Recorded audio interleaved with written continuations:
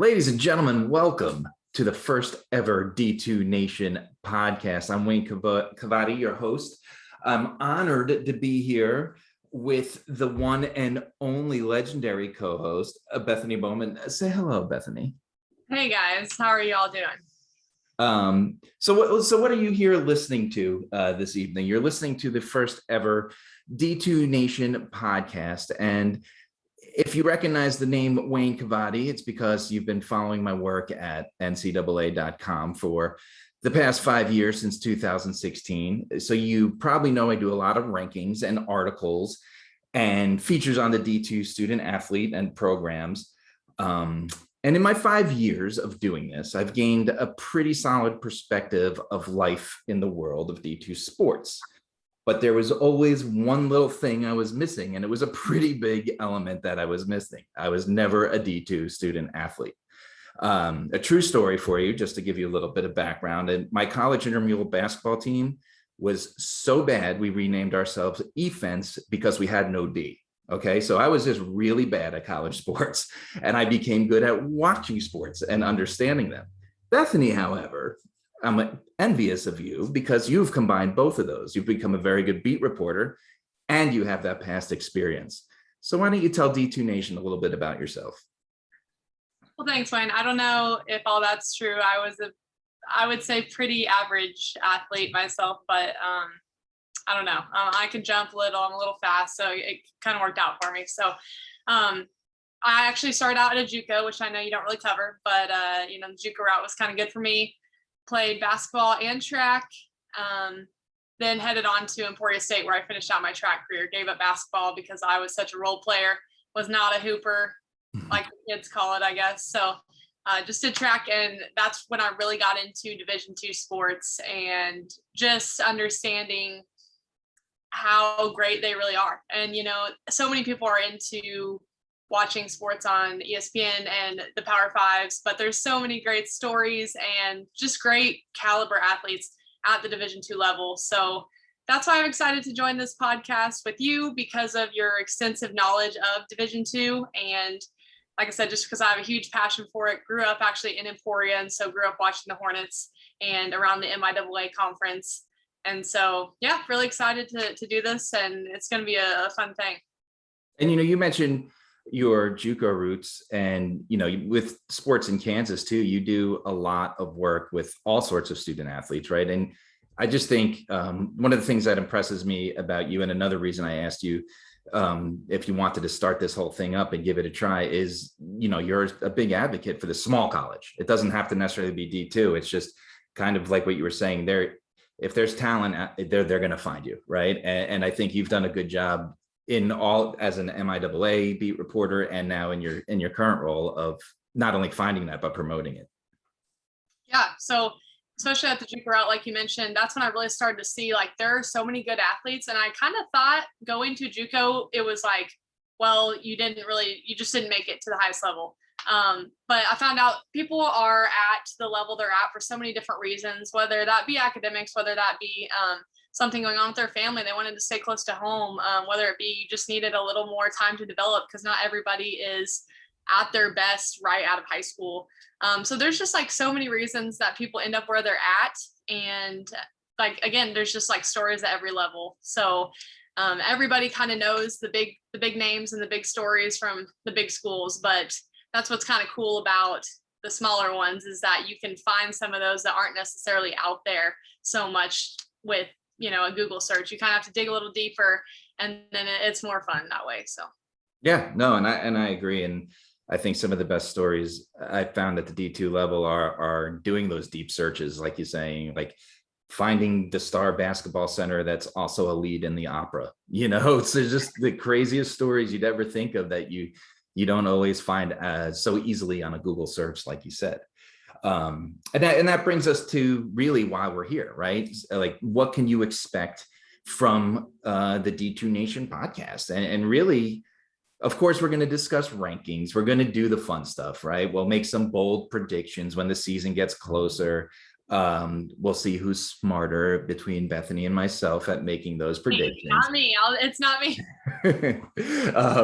But I think our ultimate goal is exactly what you were saying. It's to spread the word of D2. It's to really get D2 out there. And there's a lot of great podcasts that are D2 focused out there, that focus on individual sports. Like there's great D2 basketball podcasts. There's a few D2 football podcasts. But what we want to do is be that D2 nation. We want to bring you the stories of the D2 student athlete all across the board.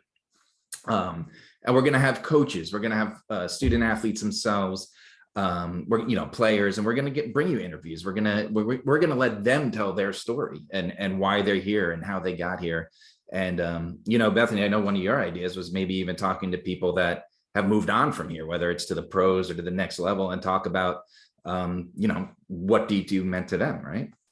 Yeah, absolutely. Because there are so many that have gone on and gotten a professional opportunity, or, realizing like, hey, Division II was great for me, but I think that I'm ready for that next step, that challenge of seeing where I stack up in, a Power 5 conference. And so I think that'd be kind of cool to hear that perspective from some of those student athletes, especially with COVID happening and gaining an extra year. We've seen a lot of that just this past season. And, again, you said we're going to find out who's smarter. Well, for me personally, I'd say that I have, pretty good knowledge of the MIAA, Northern Sun. We kind of match up with them a lot in some, kind of preseason challenge type tournaments, and see them a lot in the Central Regional in football, baseball, as well as the GAC, the Great American Conference. Now it's really awesome to talk about every conference, whether that be on the East or West Coast. I am not so proficient with those, just because I don't live close, and it's harder to kind of, get extensive knowledge just by reading an article, but you do a great job of that, which is what's always impressed me about you. So you will definitely be the smarter one in that sense, but hopefully I can add a little bit with, the time I spent in the MIAA and the sports I've kind of seen in the central part of the country. Yeah, no, and I thank you for that, of course. But it's been a lot of work. It's been a lot of spreadsheets. It's like you said, you can't turn on TV and watch these games every day of the week, right? So I think that challenge has made it fun, and finding out and learning and having to watch schools from coast to coast has made it definitely an adventure and fun. And and I'm sure you can say it from your work in the conferences that you've worked with, but it's a family at this level. The SIDs and the coaches they're all responsive, right? You don't have to wait 2 weeks to hear back if you want to do an interview. They want to do it. They want to get their school out there. They want to talk about their student athletes. If they're a coach, if they're a player, they want to tell their story and talk about, the teams that they're playing. And it's really easy to fall in love with what you do at our level and have a passion for it because of that family bond. And I think I know you agree with that. You've talked about it. You grew up watching Emporia, right? Yeah, that's been cool to see. Like I said, I don't think I really realized it growing up necessarily, that it was a special thing to just be a part of college athletics. Again, I think everybody kind of out of high school has that dream, and you want to play at the highest level that you can, but you realize that it's more about the experience that you have, finding a good fit for you, loving your coaches, loving your teammates. And most people, when you ask them, what are some of your best memories, even whether that be somebody that's 50 years old that played 30 years ago, or a student athlete that just graduated, usually, they'll say the bus rides, the team dinners with my teammates. They're not really talking about, well, we had the most awesome hotels to stay in because Right. I played the Big Ten or the ACC. Like, it's just not what they remember. So I think I kind of learned that. I maybe felt like I could have or should have gone a little bit higher as in terms of the level that I competed at. But at the end of the day, I loved my experience as a Division II athlete. And again, that's kind of what fuels my passion for it. So. Yeah, and I think it's great. Before we go, this was just our little intro. We got an exciting lineup of potential interviewees coming on the show in the next few weeks, but we wanted to get out there, introduce ourselves to you, and I'm back at NCAA.com with Turner Sports full-time this year. I'll be bringing a lot more of my rankings and stories to NCAA.com, and we've already released one. And I know, Bethany, you've already looked at it. It's the D2 football preseason Power 10. I don't want to spoil too much, but I do have the defending champs, West Florida, at number 1. I have one of your MIAA teams in there, of course, because what's a Power 10 rankings without the Bearcats? It just doesn't happen. But what did you think of them? I'm pulling mine up right now just so I don't miss anything that I wanted to talk about. But no, I definitely agree with number 1. West Florida, the defending champs. I think they deserve that. Especially getting their quarterback back, Austin Reed. In their last national championship game, he had insane numbers. I think it was 6 touchdowns, over 500 yards. Like, that's crazy.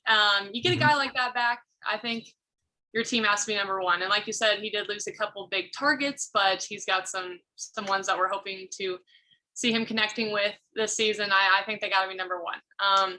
The one thing I will say about these rankings, it's very hard to tell right now because no team has truly played a season in almost 2 years. So you got a tough job ranking these. I know a lot of them are going to get flip-flopped probably after week 1. So really, this is just kind of for fun, just to kind of see how, I guess, right you can get it. It's kind of like a game of Plinko on Prices right? Like, or guess the price, whatever it is. It's really, it's a guessing game right now. But I don't know if that was a good comparison, but it was, because it's throwing darts, right?